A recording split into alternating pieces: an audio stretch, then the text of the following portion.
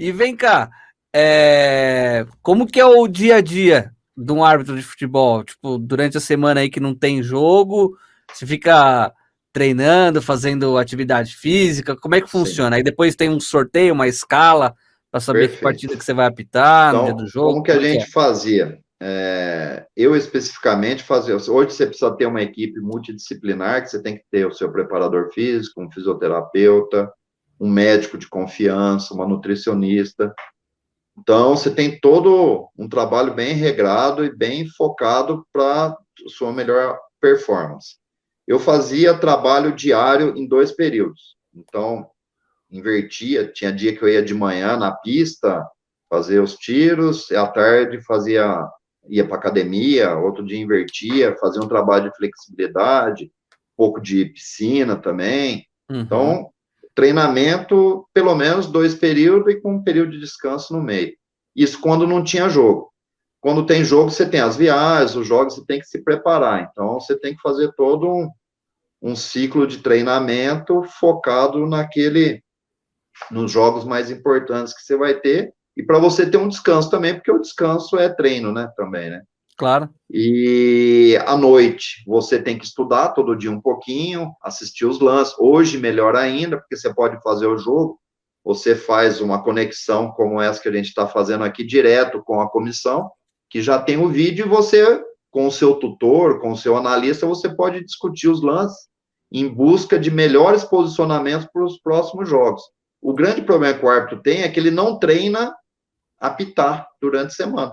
Uhum, Então, o bom seria que ele apitasse, porque no treinamento de você apitar, você poderia usar técnicas diferentes. Ah, vou abrir mais a diagonal, vou me aproximar mais da bola. Então, teria algumas coisas que você poderia fazer que você acaba testando no jogo para ver se dá certo. Ou quando claro. você vai fazer jogos amadores, né? Então, eu, por exemplo, fazia muitos jogos amadores, São Paulo, principalmente, toda grande ABC, Cajamar, dentro de São Paulo, nos clubes aí, Paulistano, Monte Líbano, São Paulo Futebol Clube no Social, Banespa. Na época eu estava trabalhando em São Paulo, então os meus treinamentos eram nos clubes, porque eu apitava todo dia à noite praticamente. Uhum. E aí, como que funciona? Não é sorteio, é escala, né? Pelo que você estava me Era falando. sorteio, isso. Agora tem uma audiência pública, né? Voltou a ser escala. Uhum. Então, no Campeonato Brasileiro, o que eles geralmente fazem? Pegam um árbitro que não é do estado de nenhuma das duas equipes. Tá. Então, por exemplo, um jogo carioca e mineiro com um paulista apitando. Sim. E aí, mais para frente do campeonato, eles vão fazendo outras análises, até para preservar o árbitro. Por exemplo, está disputando o primeiro, o segundo colocado, que isso é mais no Brasil, porque eles se desconfiam de tudo, né? Em outros países não tem isso. Ah, é? Mas está jogando lá, está disputando, por exemplo, hoje na primeira divisão tem um mineiro e um carioca no Campeonato Brasileiro. Então, independente dos jogos, eles evitam colocar um carioca no time mineiro e um mineiro no time carioca, porque vai falar, mas tá puxando para aquele time. Quer dizer, a, a personalidade do árbitro, a pessoa física, não tem valor nenhum para eles. Do ponto de Entendi. vista de preservar, ok, tranquilo, até acho. Mas nós tivemos épocas aqui que Paulista apitava jogo do Paulista contra o Carioca. Época do seu Armando Marques, o José de Assis Aragão. Eles cansaram de apitar a final de campeonato com time paulista e carioca envolvido. E o que vale mais é a pessoa. Que você é um eu futebol clube. Ah, Você tem sim. que ir bem naquele jogo para ter a próxima escala, porque o único que não ganha mensal é o árbitro. Ele só Uhum. ganha se ele entra em campo. Na partida, né? Então, ele vai puxar para um time para quê? Ele vai puxar para um time e fica um ano sem apitar? Não Entendi. tem, não E por tem lógica exemplo, nenhuma. vai, um árbitro que é de Brasília, que não tem Uhum. um time de Esse expressão, tá feito. né? E Se aí, por ele, se exemplo, ele tem uma boa capacidade, se ele é um ótimo árbitro, ele vai estar livre para apitar qualquer time. Então, isso entendi. facilita, isso Aí ele pode facilita. ir para a federação de qualquer estado também ou não?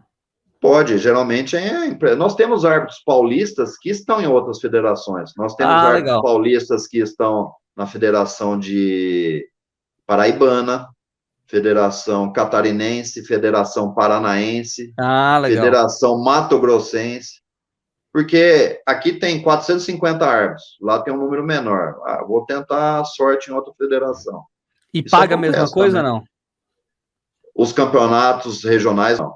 Não, né? É bem diferente. O Campeonato Paulista paga, eu não sei como que estão as taxas hoje, mas geralmente eram as mesmas taxas do Campeonato Brasileiro. Que a CBF pagava. E é muito pouco, né, Kleber? É bom se você comparar com a média salarial do brasileiro. Muito pouco comparado ao risco, isso que é triste, o que está envolvido e quanto ganham os jogadores. Vou parafrasear aqui o Simon, que ele dizia o seguinte, que ele, como árbitro FIFA, apitando uma final de campeonato brasileiro, ele ganhava muito menos que o 25º jogador profissional de uma determinada equipe, que só completava o treinamento e nunca ia para o banco de reserva dentro da temporada. Ou ia 2, 3 vezes no banco de reserva. Então, esse jogador ganha muito mais que o árbitro que está apitando uma final de campeonato brasileiro. E então, FIFA, essa é a grande diferença. FIFA. Estou colocando a taxa FIFA. Uhum. Então, o jogador hoje, você tem um salário muito elevado e não... Teve uma época ainda que a gente tinha 1% da renda líquida, que era distribuída entre os componentes da arbitragem. Então, isso fazia com que aquele trio de arbitragem que era escalado para jogos da bilheteria. Uhum. Então, você pegava lá, o cálculo era feito da seguinte maneira, pegava a renda, tirava os custos, você tinha a renda líquida. Dessa renda líquida, ela tinha que ser superior a 100 mil reais. Tá. O que ultrapassasse a 100 mil reais, você tinha direito a 1%. Então, era 0,5% para o árbitro, 0,20% para cada assistente e 0,10% para o quarto árbitro. O quarto árbitro, tá. Nas rendas de hoje seria maravilhoso. E isso o que diferencia, que seria a renda variável de uma empresa. Se você está escalado num jogo em que tem um público de 70 mil pessoas e que vale disputa da primeira, segunda posição no campeonato, a sua exposição perante a mídia e perante ao campeonato é muito maior do que aquele que está apitando o jogo da Série D de 2 times que já estão desclassificados. Sem dúvida. Então, não pode... Tem que ter essa diferença. Então, para grandes clássicos, você vai lá e vai ganhar um percentual. O meu primeiro jogo que eu tive uma participação foi um jogo no Pacaembu, um dos primeiros jogos que eu fiz como quarto árbitro. Foi um jogo famoso, inclusive. Foi um jogo Corinthians e Vasco. Eu não lembro o placar, mas eu lembro que o Edmundo fez 3 gols, jogava no Vasco, deitou e rolou. Ele acabou com o jogo aquele dia lá. O que eu ganhei de 0,10%, porque estava lotado o Pacaembu, o que eu ganhei de 0,10% foi maior do que a minha taxa de quarto árbitro. Então, era um valor que valia a pena. Então, mas era um clássico que praticamente na minha estreia lá, teve expulsão. O Márcio Rezende de Freitas expulsou o Antônio Lopes.